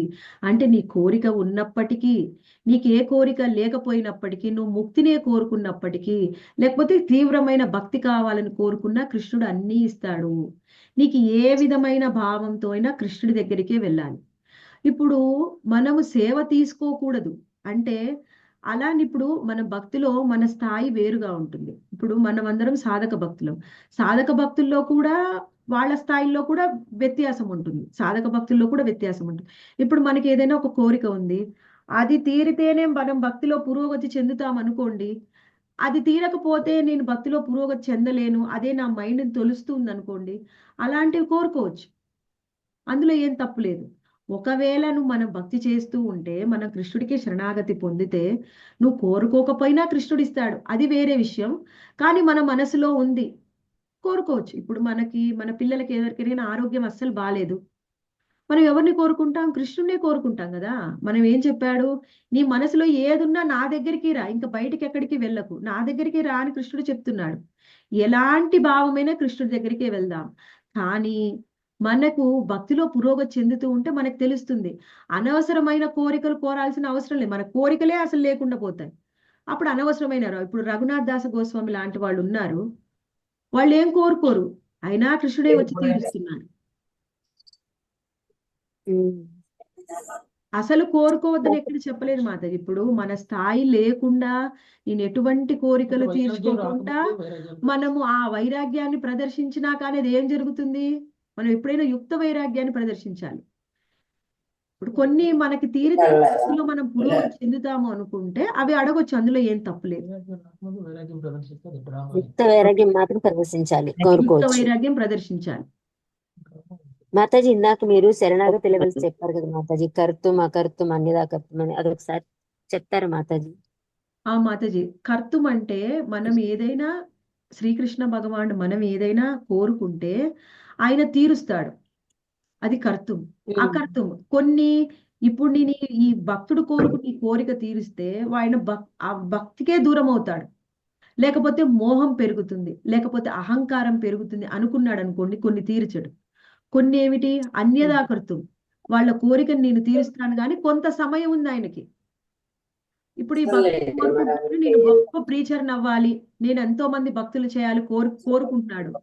తీరుస్తాను, ఆయనకి అర్హత ఉంటే తీరుస్తాను, ఇప్పుడు కాదు, ఇంకాస్త సమయం ఉంది. ఇప్పుడే తీర్చాను అనుకోండి అహంకారం వస్తుంది, సాధన అవసరము, ఇంకా ఆయనకు సమయం ఉంది. మనకు అర్హత వచ్చినప్పుడు తీరుస్తాడు, అది అన్యదాకర్తం. అదేంటి మాతాజీ వాళ్ళకి తీరుస్తున్నాడు నాకు తీర్చలేదు? నీకు అవసరమైనప్పుడు అర్హత వచ్చినప్పుడు తీరుస్తాడు. ఎలా తీరుస్తాడు? ఆయనకు తెలుసు ఎలా తీర్చాలి, ఆయన మన సేవని ఎలా తీసుకోవాలో కృష్ణుడికి తెలుసు. నేను ఇలానే చేస్తాను, నేను ప్రీచర్నే అవుతాను, నేను వ్యాసాసనంలోనే కూర్చుంటాను. ఎందుకు వ్యాసాసనంలోనే కూర్చోవాలి? నువ్వు ఎంతో బాగా వంట చేస్తావు, నాకు మంచిగా వంట చేసి పెట్టు, నీ చేతి వంట తినాలి అని కృష్ణుడు కోరుకుంటుంటే నేను వ్యాసాసనంలో కూర్చుంటాను అనుకుంటే, మన సేవని ఎలా స్వీకరించాలి కృష్ణుడికి తెలుసు. ఇలానే నాకు కావాలి అని మనం కృష్ణుని ఆర్డర్ చేయాల్సిన అవసరం లేదు. నేను ఎప్పుడు నీ సేవలో ఉండాలి కృష్ణ, ఎప్పుడు నిన్నే స్మరించుకోవాలి. సరే, నువ్వు నన్నే స్మరించుకో, కానీ విధం వేరుగా ఉంటుంది. నీకు ఎన్నో క్వాలిటీస్ ఉన్నాయి. ఒక టెంపుల్ మేనేజ్మెంట్ చేయగలవు, అలాంటప్పుడు నువ్వు వ్యాసాసనంలో కూర్చోవాల్సిన అవసరం లేదు. నువ్వు మేనేజ్మెంట్ నీకు బాగుంది కదా, ఆ స్కిల్స్ ఉన్నాయి, అందులో తీసుకుని వెళ్తాడు మనని. ఓకే. నాకు అది ఏ మీ తెలివితేటలు మీకు లేవు కృష్ణ, నేను ఓన్లీ సేవ చేస్తాను, ఎలా అయినా నా ఉమ్, సేవల్ని తీసుకో అంటే మనకి టెంపుల్లో క్లీన్ చేసే సర్వీస్ ఇస్తాడు. ఉమ్, ఇలా అని మనం అది చెప్పకూడదు, ఆయనకు తెలుసు మనకి ఏది ఇవ్వాలో.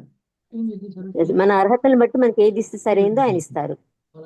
అది చెయ్యాలి అంతేనా మాతాజీ? మాతాజీ ఏది ఇస్తే అంటే అది ఇచ్చి. తెలివితేటలు లేక కాదు మాతాజీ, ఎన్నో ఉన్నాయి, తెలివితేటలు కూడా ఉన్నాయి అనుకోండి, కొన్నిసార్లు అహంకారం ఉంది, అహంకారం దించాలి, అప్పుడు ఏం చేస్తాడు, మనతోని బాత్రూమ్లు క్లీన్ చేపిస్తాడు, మనకి ఇష్టం ఉన్నా లేకపోయినా. అది అది కృష్ణ ఎస్ కృష్ణుడికి మాతాజీ, తెలుసు ఎస్ మాతాజీ ఏం మాతాజీ, చేయాలి. హరే అయితే కృష్ణ. మాతాజీ ఇప్పుడు ఈ మూడు కూడా ఆ అసలు యాక్చువల్లీ ఈ మూడు కూడా కోరుకోవడమే కదా మాతాజీ. అవును మాతాజీ. మరి అంటే ఇవి మూడు దాటి ముందుకు రావాలి అంతేనా మాతాజీ? మాతాజీ చెప్పండి. ఇప్పుడు ఈ మూడు చెప్పారు కదా మాతాజీ. ఒకటేమో కోరుకుంటే నేను అది తీరుస్తానని, ఒకటేమో ఇంకా నీకు మోహం బాగా పెరుగుతుంది, అహంకారం వస్తుంది కాబట్టి తీరుస్తాను చూసని చెప్పేసి, ఇంకోటేమో అర్హతను బట్టి ఇస్తారన్నారు. ఏవైనా కూడా ఈ మూడు కూడా కోరుకోవడమేగా మాతాజీ, నిష్కామ కర్మ కాదు కదా? అలా ఏం లేదు. ఇప్పుడు మాతాజీ నిష్కామ కర్మని కాదు, కొన్ని మనకి కృష్ణపరమైన కోరికలు కూడా ఉండొచ్చు కదా. ఇప్పుడు నేను అన్నాను, నేను ఎంతో కృష్ణుడికి సేవ చేయాలి, నాకు ఎన్నో పుస్తకాలు వితరణ చేయాలని ఉంది, అది కూడా కోరికే కదా, ఆ అదేమి ఓకే భౌతికమైన కోరిక కాదు కదా. కాదు. అటువంటి కోరికలు ఉండొచ్చు. కోరికలు ఉండవచ్చు, భౌతికమైన కోరికలైన మాతాజీ మన స్థాయి అది ఉమ్, పెరగకుండా, మనం ఆ స్థాయికి రాకుండా నేను ఏ భౌతికమైన కోరిక కోరుకోను అలా అనకూడదు. ఉమ్, ఒకవేళ మన ఉమ్, స్థాయి మనం అక్కడే ఉన్నప్పుడు కోరుకోవచ్చు, కృష్ణుడు ఇస్తాడు. అది ఉమ్, మనకి మన సాధన ద్వారా ఏ కోరికలు లేని స్థితికి మనం వెళ్తాం, అది కూడా న్యాచురల్ గా జరుగుతుంది, అన్యాచురల్ గా మనం ఏం చేయకూడదు. ఉమ్. అయితే ఇప్పుడు అది భౌతికమైన కోరికలైనా మనము పురోగమిస్తాం ఆధ్యాత్మికంగా అంటే కోరుకోవచ్చు, అందులో ఏం తప్పు లేదు. ఇప్పుడు అది భౌతికమైన అవి మన నిత్య మనస్సుని వైరాగ్యానికి తొలిచి వాడాలి. వేస్తుంది అనుకోండి మాతాజీ, అది మనస్సుని తొలుస్తుంది, జపం చేసుకుంటుంటే అదే గుర్తొస్తుంది. ఉమ్, అడగండి, తప్పు లేదు, అడిగితే కృష్ణుడు మనకి అర్హత ఉంటే ఇస్తాడు, లేకపోతే లేదు. ఉమ్.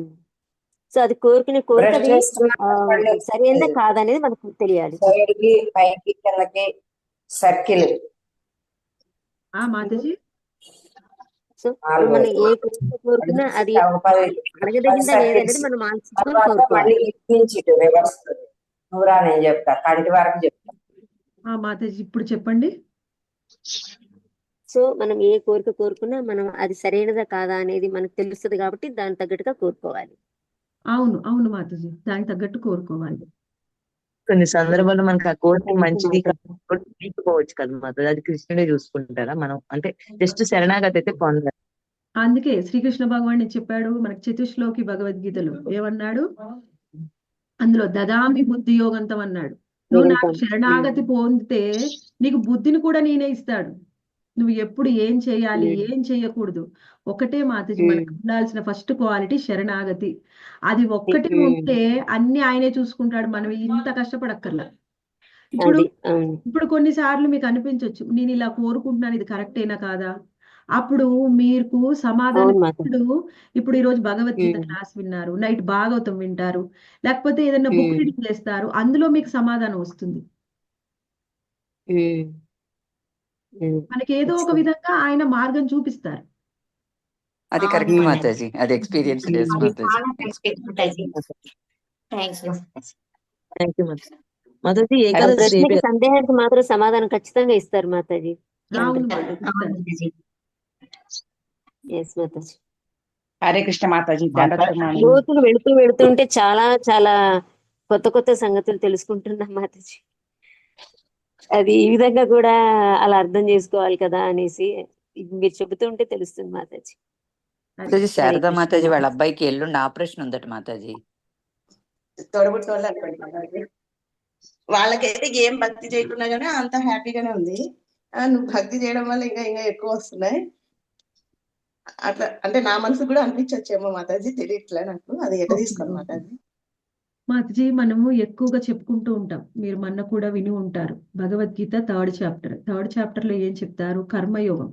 కర్మయోగంలో మనం ఏం తెలుసుకుంటామంటే మనము ఏం చేసినా కానీ మనం చేసిన పనులన్నీ కూడా ఈ జన్మలో అయినా పోయిన జన్మలో అయినా మనం చేసిన పనులన్నీ కూడా ఎలా ఉంటాయంటే విత్తన రూపంలో ఉంటాయి మాతాజీ. ఆ విత్తన రూపంలో ఉన్న మనం చేసిన పుణ్యమైనా సరే అది పాపమైనా సరే, కర్మ అంటే అది పుణ్యమైన పాపమైన, పుణ్యకర్మ అయినా ఉండొచ్చు పాపకర్మ అయినా అయి ఉండవచ్చు. అది పుణ్యంగా పాపంగా మారుతుంది అనమాట.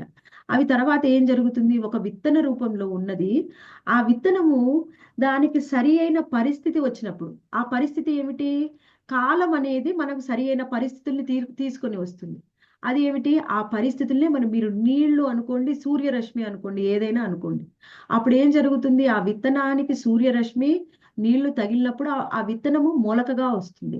ఇప్పుడు మీరు చేసిన కనుక ఆ పాపము గనక మొలకెత్తితే మనము ఆ చేసిన పాప ఫలితాన్ని అనుభవిస్తూ ఉంటాం. ఒకవేళ మనం చేసిన పుణ్యము గనక మొలకెత్తితే ఆ పుణ్య ఫలాన్ని అనుభవిస్తూ ఉంటాం. ప్రతి ఒక్క వ్యక్తికి కూడా సంచిత కర్మలు అనేవి ఉంటాయి. అది పుణ్యమైనా సరే పాపమైనా సరే.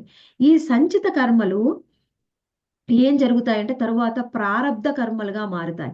సంచిత కర్మలు అంటే ఏమిటి, ఒక బ్యాగ్ నిండా విత్తనాలు ఉన్నాయి, అవి ఏం జరుగుతున్నాయి, సమయానుకూలంగా అవి అనేవి మొలకెత్తడానికి రెడీ అవుతాయి అన్నమాట. అంటే ప్రారబ్ధ కర్మలుగా మారుతాయి. అప్పుడు ఏం జరుగుతాయి, మనం వాటిని అనుభవిస్తాం. ప్రతి ఒక్క వ్యక్తికి కూడా సంచిత కర్మలు, పుణ్యము ఉంటుంది పాపం ఉంటుంది, అవి ఉన్నాయి కాబట్టి మనం ఇక్కడికి వచ్చాం. ఇప్పుడు మీకు అనిపించవచ్చు, మీ కుటుంబ సభ్యులు మీ బంధువులు ఎవరైనా ఎంతో బాగా అన్ని కలిసి వస్తున్నాయి, వాళ్ళకి అన్ని ఉన్నాయండి, వాళ్ళకి ఏ కష్టం లేదు, నాకే అన్ని కష్టాలు. వాళ్ళు ఇంతకు ముందు చేసుకున్నటువంటి పుణ్యాన్ని అనుభవిస్తున్నారు, వాళ్ళ పుణ్యం ఖర్చు అయిపోతుంది. మన కష్టాలు ఉన్నాయంటే మనం ఇంతకు ముందు చేసిన పాపాలని అనుభవిస్తున్నాము, పాపకర్మల్ని. మన మన పాపాలు ఖర్చు అయిపోతున్నాయి. ఇన్ ఫ్యూచర్ లో మళ్ళీ మనము పుణ్యకర్మల్ని అనుభవించే పరిస్థితి వస్తుంది, వాళ్ళకు కూడా పాపకర్మల్ని అనుభవించే పరిస్థితి వస్తుంది. అది ఎప్పుడు ఎవరికి ఏది వస్తుందని సమయాన్ని బట్టి ఉంటుంది. అంతే తప్ప కృష్ణ భక్తిలోకి వచ్చాం కాబట్టి మనకి కష్టాలు వస్తున్నాయి రావండి. ఇప్పుడు నేను మీకు ఒకటి చెప్తాను ఉదాహరణ. ఏమిటి అంటే, ఒక చిన్న పిల్లవాడు ఉంటాడు, 6 నెలలు వచ్చినప్పుడు వాళ్ళకి ఏం చేస్తామండి, 6 నెలల్లో ఏం ఫంక్షన్ చేస్తాం పిల్లలకి, 6 నెలలు రాగానే అన్నప్రసన్న ఏం పెడతారు అన్నప్రాసన. అన్నప్రసన్నలో ఏం పెడతారు మాతాజీ పిల్లవాడికి, చిన్న పాయసం, బియ్యం పాయసం అధికంగా మెత్తగా చేసి ఏదో అట్లా పాలన ఆనిస్తారు, అంతేనా? లేకపోతే ఆ రోజు ఆకాయ అన్నం పెడతారా? అవును మాతాజీ, కొంచెం టేస్ట్ చేపిస్తారు, జస్ట్ టేస్ట్ చేస్తారు. అరగదన్నట్లు. ఎందుకు మాతాజీ, మామిడికాయ కారం బాగా టేస్ట్ గా ఉంటుంది కదా, అది పెట్టచ్చు కదా, ఎందుకు పాయసం పెడతారు? తినలేరు కదా వాళ్ళు అది పిల్లలు. అది ఆ, అరుగుదల, అది చాలా కొద్దిగా, అది కూడా కొంచెం తినలేరు, వాళ్ళు అరిగించుకోలేరు.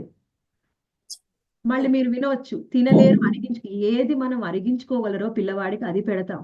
అంతే తప్ప కృష్ణుడు, మీరు అనుకోవచ్చు పాండవులకి ఎన్ని కష్టాలు ఇచ్చాడు మాతాజీ కృష్ణుడు, అలానే నాకు ఇస్తున్నాడేమో అని. అలా మనకి ఏమి ఇవ్వడు. ఎందుకంటే పాండవులు శుద్ధ భక్తులు, ఏమి ఇచ్చినా వాళ్ళు కృష్ణుడిని వదిలిపెట్టరు. వాళ్ళకి ఏమి ఇయ్యాలో ఆయనకి తెలుసు. మనం ఏంటి, మన సాధక భక్తిలో మనకి ఏదన్నా ఇస్తే మనం కృష్ణ భక్తిలోనే పారిపోతాం. మనకు అర్హత లేదు, మనకేమి కావాలని తెచ్చి ఇవ్వడు, మనకు ఉన్నవే మనం అనుభవిస్తాం.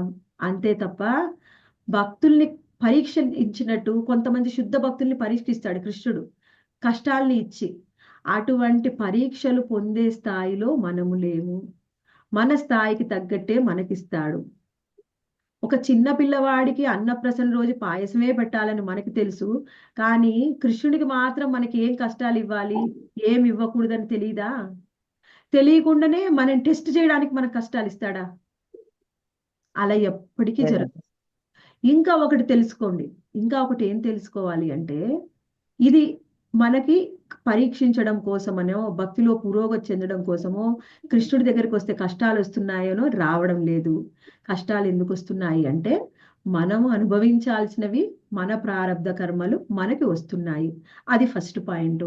సెకండ్ పాయింట్ ఇంకోటి ఏంది అంటే, ఒకటి తెలుసుకోవాలి, కృష్ణుడు కానీ మనకి అనుభవించే ప్రతి కష్టంలో కూడా ఎలా మన కష్టాన్ని ఇస్తాడు, ఎస్పెషల్ గా భక్తులకి, కృష్ణ భగవానికి శరణాగతి పొందిన వాడికి. ఒకసారి ఏం జరిగిందంటే, శ్రీల ప్రభుపాదుల వారి దగ్గర ఉన్నప్పుడు ఒక భక్తుడు కూరగాయలు కట్ చేస్తున్నాడు కృష్ణ సేవలో చేస్తూ ఉంటే సడన్ గా చెయ్యి తెగిపోయింది, బాగా ఎక్కువగా తెగిపోయి బ్లీడ్ అవుతూ ఉంది. అప్పుడు కృష్ణ భగవాన్ అన్నాడు అనమాట, నీకు చెయ్యి తెగిపోయిందా, నిజంగా నీకు ఎంతో ఉంటే అనుభవించాల్సింది కృష్ణుడు ఏం చేశాడంటే కేవలం నీ వేలు తెగేటట్టు చేశాడు. లేకపోతే అసలు ఇంకేం పీకే తెగాల్సిందేమో. మనం ఎప్పుడు కూడా అలా ఆలోచించాలి. నిజంగా అది మాత్రం నిజం. ఇప్పుడు ఏదో కష్టం ఉంది, మనకు ప్రారంధ కర్మ ఉంది. కొన్ని అయితే కృష్ణ భగవాన్ ఏం చేస్తాడంటే నువ్వు కష్టపడాలి. కేవలం కళల రూపంలో కూడా మనని ఇబ్బంది పెట్టి పాపకర్మల్ని తొలగిస్తాడు. కృష్ణుడికి భక్తులంటే అంత ప్రేమ, అంత ప్రియం. నా భక్తురాలు ఎందుకు అంత కష్టపడాలి? నిజం కదా, బాధపడాలి కదా. సరే, ఆమెకి నేను కళలోనే బాధపడేటట్టు చేస్తాను. కళలో కూడా కొంచెం బాధపడింది కదా, ఆ కర్మ చాలు, ఆ అనుభవం చాలు తనకి, నేను ఆ పాప కర్మని తీసేస్తాను అనుకుంటాడు. ఇప్పుడు పిల్లలు కూడా ఏమైనా తప్పు చేశారనుకోండి, పెద్ద తప్పు చేశారు, ఎంతో కోపం వస్తుంది. నిజంగా వాళ్ళ దగ్గరకు వచ్చినప్పుడు ఏం చేస్తాం? ఎంతో శిక్ష వేయాలనుకున్న వాళ్ళని చిన్న శిక్షలో వేస్తాం. ఎందుకు అంటే పాపం పిల్లవాడు తెలియక చేశాడు, ఈ చిన్న శిక్ష సరిపోతుందిలే, ఇంకా బుద్ధి తెచ్చుకోకపోతే అప్పుడు చూస్తాను పెద్ద శిక్ష వేయడానికి. మరి మనకే మన పిల్లల మీద అంత ప్రేమ ఉంటే కృష్ణుడికి లేదా మన మీద? కృష్ణుడి భక్తిలోకి వస్తే కష్టాలు వస్తుంటే మనము మన కర్మల్ని మనము అనుభవిస్తున్నాము. అందులో అనుభవించడంలో కృష్ణుడు మనకి సహాయం చేస్తూ ఉన్నాడు. ఎప్పుడు మనకి తోడుగా ఉండి సహాయం చేస్తూ ఉన్నాడు అనుకోవాలి. నీ కర్మలో అలా రాసి పెట్టి ఉంది, ఫస్ట్ అది తెలుసుకోండి. కృష్ణ భక్తిలోకి వచ్చాం కాబట్టి కృష్ణుడు కష్టాన్ని అనుభవించడంలో కూడా మన పక్కనే ఉండి సహాయం చేస్తూ ఉంటాడు.